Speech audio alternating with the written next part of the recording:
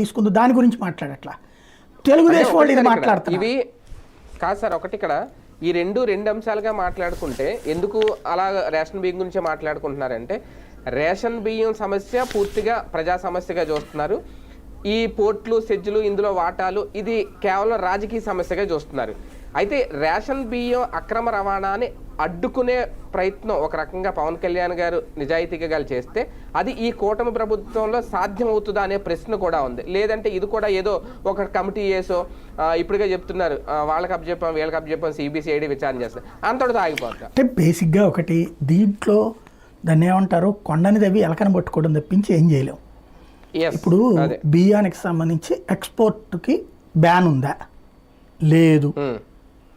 నేను బియ్యం కొనుక్కోకూడదని ఎవరు నిషేధిస్తున్నాడు? నాకు ఒకటి తెచ్చి బియ్యం అమ్మాడండి, అది రేషన్ బియ్యమా కాదని దాని మీద ఏమన్నా రాసి ఉంటుందా? బియ్యం మీదన నాకు ఒకటి తీసుకొచ్చి బియ్యం అమ్ముతున్నాడు, నువ్వు కొనుక్కోకూడదని ఒక వ్యాపారస్తుడికి ఎట్ట చెప్తావు? రేషన్ సంచుల్లో తీసుకొచ్చిస్తే కొనుక్కుంటే నేరం, అది ఎట్లా ధృవీకరిస్తారు? అది రేషన్ బియ్యమే అంటే ఏంటి ప్రాతిపదిక?